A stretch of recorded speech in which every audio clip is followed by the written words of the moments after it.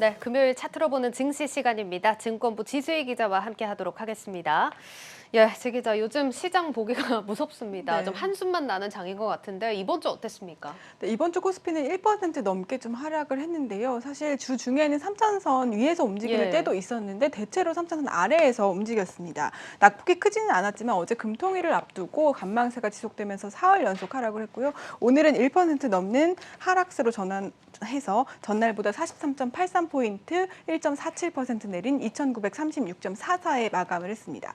이번 주 내내 기관이 계속 물량을 좀 쏟아냈는데요. 기관이 이번 주에 1조 4천억 원 넘게 물량을 쏟아냈고 외국인이 1조 2천억 원, 개인이 1,300억 원을 사들이면서 지수를 그나마 방어하는 모습이었습니다. 예, 지금 이번 주에 기관은 계속 팔았지만 외국인 매수세가 들어왔다는 점 긍정적인데 특히나 반도체주가 잠깐 반등을 네. 했죠.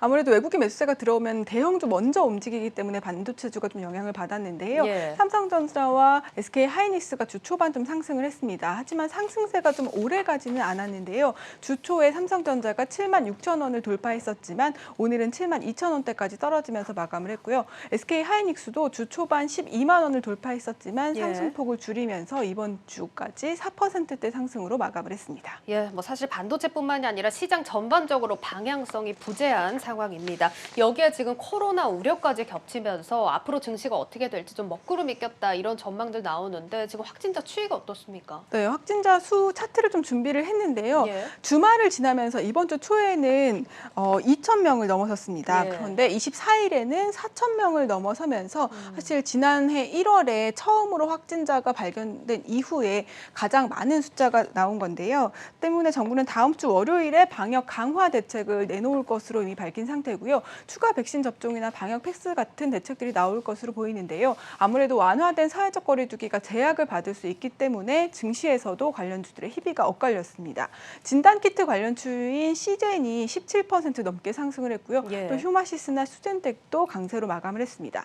반면에 그간 리오프닝 기대에 상승을 했던 여행과 항공주들은 또다시 약세를 보이는 흐름으로 이어졌습니다. 예, 그렇습니다. 지금 위드 코로나 주들이 뜨는가 했더니 다시 또 코로나 관련주로 매기가 쏠리는 모습인데 문제는 이런 상황이 우리나라뿐만이 아니라는 겁니다. 저희가 어제도 영상으로 확인해봤지만 유럽도 굉장히 심각하더라고요. 네, 맞습니다. 전에 드린 대로 이 오스트리아뿐만 아니라 슬로바키아가 이제 아주 강력한 봉쇄 조치를 내놓고 있습니다. 좀 예. 차트로 준비를 해봤는데요. 2주 동안에 아예 밖에 나가지 못하는 외출 금지 상태로 조치가 아주 강화됐습니다. 예. 식료품 정도 허가를 받고 살 수 있는 것으로 알려지고 있고요. 또 이탈리아는 백신 패스를 강화하고 독일의 경우에도 사실 지금 감염자가 급증하고 있는 상황이어서 부분 봉쇄에 들어갔는데 전면 봉쇄도 검토 중이라고 알려지고 있습니다. 또 독일의 경우에는 일부 지역에서 이미 크리스마스 마켓이 취소가 된 상황이어서 예. 유럽의 경제 회복이 둔화될 것이라는 우려가 나오고 있는데요. IHS 마켓에 따르면 다음 달 코로나19 재확산으로 유럽 경제 활동에 차질이 불가피할 것이라는 전망이 나왔습니다. 또 캐피털 이코노믹스는 독일의 확진자 상황이 유럽 경제 관건이라면서 독일이 경제 봉쇄를 할 경우에는 유럽 경제가 침체될 것이라고 전망하고 있습니다. 아무래도 유럽의 크리스마스 특수를 기대하기는 지금 어려운 상황이라고 할 수 있겠습니다. 예, 지금 유럽을 시작으로 전 세계 증시 이런 코로나 공포가 또 들이오고 있는데 사실 이번 주말 미국은 좀 분위기가 다르지 않을까 싶기도 한 게 블랙 프라이데이가 시작됩니다. 좀 전망이 어떻습니까?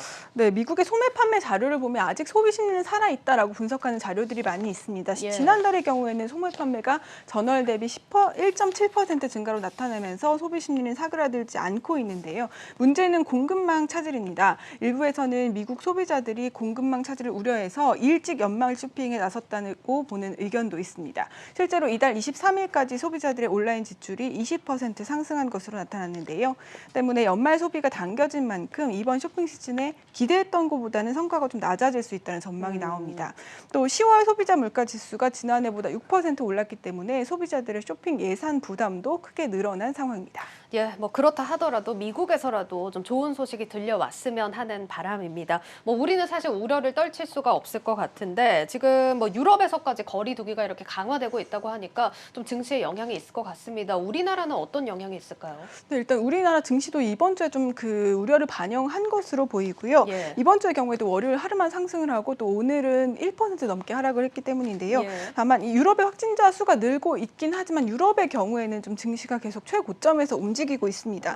다만 이 유럽의 경우에는 아직 긴축 수순에 들어가지 않았기 때문에 이렇게 증시가 계속 높은 상태에서 있을 수 있는 거고요. 예. 다만 우리나라의 경우에는 어제 금리 인상을 단행을 했고 또 미국의 테이퍼링도 좀 속도가 빨라질 것이라는 전망 때문에 원달러 환율이 불안한 상황에서 움직이고 있습니다. 오늘 원달러 환율은 이틀 연속 1,190원 위에서 마감을 했는데요. 예. 전날보다 3.6원 상승하면서 1,193.8원으로 장을 마쳤습니다. 환율도 지금 맘대로 저희 맘처럼 따라주지 않는 모습인데 그래도 당분간은 이런 뭐 강달러 현상 이어지겠죠? 네, 그렇습니다. 그 때문에 이게 증시에서도 좀 지지부진한 상황이 계속 이어질 것으로 보이는데요. 김중현 현대차증권의 연구원의 리포트를 보시겠습니다. 지금 코로나19 재확산 때문에 병목 현상이 심화될 경우 인플레가 자극되고 또 테이퍼링의 속도나 금리 인상 시점이 앞당겨질 수 있다고 설명을 하고 있습니다. 따라서 이 테이퍼링의 가속화 여부를 가늠해 볼 수 있는 12월 FOMC까지는 지지부진한 증시가 이어질 것으로 예상되고 있습니다. 예, 알겠습니다. 실제로 12월 FMC 때 이런 테이퍼링 속도가 가속화될 거다. 이런 전망들 많이 나오고 있습니다. 자, 투자자분들, 참 이런 상황에서 포트폴리오 재편 꼭 필요해 보입니다. 자, 오늘 여기까지 듣도록 하겠습니다. 증권부 지수희 기자와 함께 했습니다. 잘 들었습니다.